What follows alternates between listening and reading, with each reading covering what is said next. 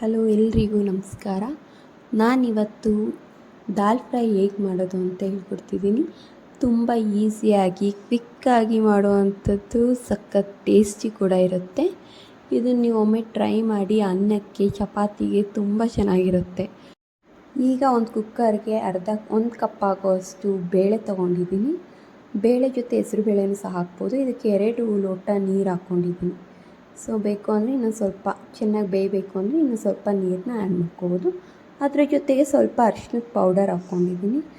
ಅದಾದಮೇಲೆ ಬೇಳೆ ಎಲ್ಲ ಚೆನ್ನಾಗಿ ಕುಕ್ ಆಗಲಿ ಅನ್ನೋದಕ್ಕೋಸ್ಕರ ಲಿಡ್ ಕ್ಲೋಸ್ ಮಾಡಿ 2ರಿಂದ 3 ವಿಷಿಲ್ನ ನಾವು ಕೂಗಿಸ್ಕೋಬೇಕು. ಬನ್ನಿ ಈಗ ನೋಡಿ ಚೆನ್ನಾಗಿ ಕೂಗಿಸಿದ್ದೀನಿ. ನೋಡ್ತಾ ಇರ್ಬೋದು ಬೇಳೆ ಚೆನ್ನಾಗಿ ಬೆಂದಿದೆ. ಬೆಂದಿರೋ ಬೇಳೆನ ಚೆನ್ನಾಗಿ ಸ್ಮ್ಯಾಶ್ ಮಾಡ್ಕೊಳ್ಳೋಣ. ಇದಾದ ನಂತರ ಈಗ ನೆಕ್ಸ್ಟ್ ಒಗ್ಗರಣೆಗೆ ಮಾಡ್ಕೊಳ್ಳೋಣ. ದಾಲ್ ಫ್ರೈಗೋಸ್ಕರ ಸಿಂಪಲ್ಲಾಗಿ ಈಸಿಯಾಗಿ ಆಗೋಗ್ಬಿಡುತ್ತೆ. ಬಾಣಲಿಗೆ 1-2 ಟೇಬಲ್ ಸ್ಪೂನಷ್ಟು ಎಣ್ಣೆ ಹಾಕ್ಕೋಬೇಕು. ಅದಕ್ಕೂ ಮುಂಚೆ ನೋಡಿ ಒಗ್ಗರಣೆಗೆ ಇಷ್ಟೇ ಐಟಮ್ಸ್ ಬೇಕು, ಬೇರೆ ಏನೂ ಬೇಕಾಗಿಲ್ಲ. ಇವಾಗ ಬಾಣಲಿಗೆ ಮಡ್ಕೊಂಡು ಇದಕ್ಕೆ 2 ಸ್ಪೂನ್ ಆಗೋಷ್ಟು ಎಣ್ಣೆ ಹಾಕ್ಕೊಳ್ಳೋಣ. ಇದು ಈಸಿಯಾಗಿ ಆಗೋಗ್ಬಿಡುತ್ತೆ. ಸ್ವಲ್ಪ ಟೇಸ್ಟ್ ಕೂಡ ತುಂಬಾ ಚೆನ್ನಾಗಿರುತ್ತೆ. ನೀವು ಟ್ರೈ ಮಾಡಿ, ನೀವು ರುಚಿ ಅಂತೂ ಮರೆಯೋದೇ ಇಲ್ಲ, ಅಷ್ಟು ಟೇಸ್ಟಿಯಾಗಿರುತ್ತೆ. ಈಗ ಎಣ್ಣೆ ಕಾದ ನಂತರ ಇದಕ್ಕೆ ಸಾಸಿವೆ ಹಾಕ್ಕೊಳ್ಳೋಣ.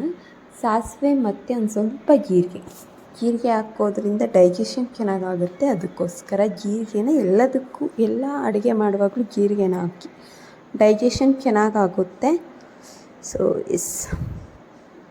ಈಗ ಸಾಸಿವೆ ಚೆನ್ನಾಗಿ ಇದಾದ ಮೇಲೆ ಸಿಡಿದ ಮೇಲೆ ಈ ಹಸಿಮೆಣ್ಸಿನ್ಕಾಯಿ ಮತ್ತು ಈರುಳ್ಳಿ ಇದೆರಡನ್ನೂ ಹಾಕ್ಕೊಳ್ಳೋಣ. ಓಕೆನಾ. ಅದರಿಂದ ಈ ದಾಲು ಹೆಲ್ತಿಗೂ ಕೂಡ ತುಂಬ ಒಳ್ಳೆಯದಿರುತ್ತೆ. ಹಾಗೆ ಚಪಾತಿ ಆಗಿರ್ಬೋದು, ರೈಸ್ ಆಗಿರ್ಬೋದು, ಗೀ ರೈಸ್, ಇದಕ್ಕೆಲ್ಲ ತುಂಬ ಚೆನ್ನಾಗಿರುತ್ತೆ. ಈಗ ನಾವು ಇದಕ್ಕೆ ಹಸಿರು ಮೆಣಸಿನ್ಕಾಯಿ ಮತ್ತು ಸ್ವಲ್ಪ ಈರುಳ್ಳಿ, ಒಂದು ಮೀಡಿಯಮ್ ಸೈಜ್ ಈರುಳ್ಳಿನ ನಾನಲ್ಲಿ ತೊಗೊಂಡಿದ್ದೀನಿ. ಇದಿಷ್ಟು ಹಾಕಿ ಚೆನ್ನಾಗಿ ಫ್ರೈ ಮಾಡ್ಕೊಳ್ಳೋಣ. ಈರುಳ್ಳಿ ಸ್ವಲ್ಪ ಬೇಯಬೇಕು. ಹಾಗೆ ಹಸಿಮೆಣ್ಸಿನ್ಕಾಯಿನೂ ಸ್ವಲ್ಪ ಖಾರ ಎಲ್ಲ ಬಿಡಬೇಕಲ್ವ, ಚೆನ್ನಾಗಿ ಫ್ರೈ ಮಾಡ್ಕೊಳ್ಳೋಣ. ಇದಿಷ್ಟು ಚೆನ್ನಾಗಿ ಫ್ರೈ ಆದಮೇಲೆ ಇದಕ್ಕೆ ನೆಕ್ಸ್ಟು ನಾವು ಟೊಮಟೊನ ಆ್ಯಡ್ ಮಾಡ್ಕೊಳ್ಳೋಣ. ಟೊಮೆಟೊ ಹಾಕೋದ್ರಿಂದ ಸ್ವಲ್ಪ ಹುಳಿ ಅಂಶ ಇರುತ್ತೆ. ನೀವು ನೋಡಿಕೊಂಡು ಜಾಮೂನ್ ಟೊಮೊಟೊ, ಸ್ವೀಟ್ ಟೊಮೆಟೊ ಇದ್ದರೆ 1-2 ಟೊಮೆಟೊ ಹಾಕ್ಕೋಬೋದು. ಮಾಮೂಲಿ ಹುಳಿ ಟೊಮೊಟೊ ಇದ್ದರೆ 1 ಆದರೆ ಸಾಕಾಗುತ್ತೆ. ಟೊಮೊಟೊ ಹಾಕಿ ಚೆನ್ನಾಗಿ ಫ್ರೈ ಮಾಡ್ಕೋಬೇಕು. ಟೊಮೊಟೊ ಎಲ್ಲ ಫುಲ್ ಸಾಫ್ಟಾಗಿ ಆಗಬೇಕು, ಬೇಯಬೇಕು ಚೆನ್ನಾಗಿ. ಇದಕ್ಕೆ ನಾನು ಸ್ವಲ್ಪ ಉಪ್ಪು ಮತ್ತು ಅರಿಶಿನ ಹಾಕಿ ಚೆನ್ನಾಗಿ ಮಿಕ್ಸ್ ಮಾಡ್ಕೊತೀನಿ. ಅದರಿಂದ ಸ್ವಲ್ಪ ಚೆನ್ನಾಗಿ ಬೇಯುತ್ತೆ ಮತ್ತು ಟೊಮೆಟೊ ಸ್ವಲ್ಪ ಸಾಫ್ಟ್ ಆಗುತ್ತೆ. ನೀವು ಇದನ್ನು ಟ್ರೈ ಮಾಡಿ. ಸ್ವಲ್ಪ ಅರಿಶಿನ ಪೌಡರ್ ಹಾಕೋಣ. ಇದಿಷ್ಟು ಹಾಕಿ ಚೆನ್ನಾಗಿ ಫ್ರೈ ಮಾಡ್ಕೋಬೇಕು.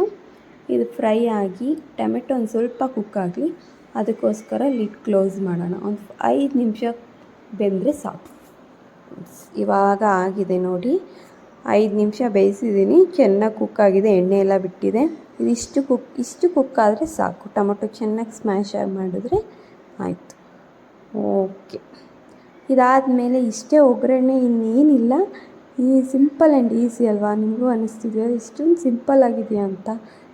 ಇಷ್ಟೇ. ಇದಕ್ಕೆ ನಾವು ಬೇಯಿಸಿ ಇಟ್ಟಿರೋ ಬೇಳೆನ ಹಾಕೋಣ. ಇದು ಹಾಕಿದ್ರೆ ದಾಲ್ ಫ್ರೈ ರೆಡಿ. ಇಷ್ಟೆಲ್ಲ. ಇನ್ನೂ ಸ್ವಲ್ಪ ನಿಮ್ಗೆ ರುಚಿಗೆ ಬೇಕು ಅಂದರೆ ಸಾಲ್ಟ್ ಹಾಕ್ಕೋಬೋದು. ಇದು ಕನ್ಸಿಸ್ಟೆನ್ಸಿ ನೋಡಿ, ನಿಮಗೆ ಗಟ್ಟಿ ಇದೆ ಅಂತ ಅನಿಸಿದ್ರೆ ಇನ್ನೂ ಸ್ವಲ್ಪ ನೀರನ್ನ ನಾವು ಹಾಕ್ಕೋಬೋದು. ನೀರು ಹಾಕಿ ಸ್ವಲ್ಪ ತೆಳ್ಳಗೆ ಮಾಡ್ಕೋಬೋದು. ನಿಮ್ಗೆ ಯಾವ ಥರ ಬೇಕೋ ಆ ಥರ ನೀವು ಇದು ಮಾಡ್ಬೋದು.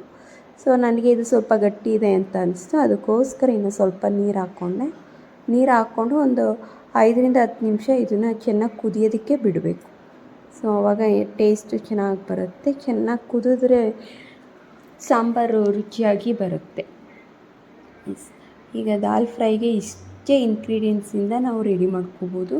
ಇದಕ್ಕೆ ನಾನು ಸ್ವಲ್ಪ ಸಾಲ್ಟ್ ಹಾಕ್ಕೋತಾ ಇದ್ದೀನಿ. ರುಚಿಗೆ ನಮಗೆ ಎಷ್ಟು ಬೇಕಷ್ಟು ನೋಡಿ ನಾವು ಸಾಲ್ಟನ್ನ ಹಾಕ್ಕೋಬೋದು. ಈಗ ಒಂದು 5-10 ನಿಮಿಷ ಚೆನ್ನಾಗಿ ಬಾಯ್ಲ್ ಆಗೋಕ್ಕೆ ಬಿಡೋಣ, ಕುದಿಸೋಕ್ಕೆ. ಓಕೆ, ಈಗ ಆಯಿತು. 5-10 ನಿಮಿಷ ಚೆನ್ನಾಗಿ ಕುದಿಸಿದ್ದೀನಿ. ನೋಡ್ತಾ ಇದ್ದೀರಲ್ಲ, ಕಲರ್ ಆಗಿರ್ಬೋದು, ಟೆಕ್ಸ್ಚರ್ ಆಗಿರ್ಬೋದು, ಎಲ್ಲ ಎಷ್ಟು ಚೆನ್ನಾಗಿ ಬಂದಿದೆ ಅಂತ.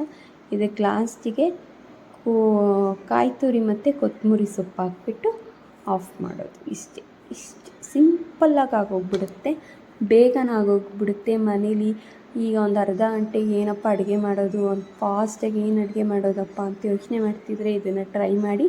ಒಂದು ಹಾಫ್ ಆನ್ ಅವರ್ ಅಲ್ಲ, ಒಂದು 10-20 ನಿಮಿಷದೊಳಗಡೆ ಮುಗ್ದೋಗ್ಬಿಡುತ್ತೆ.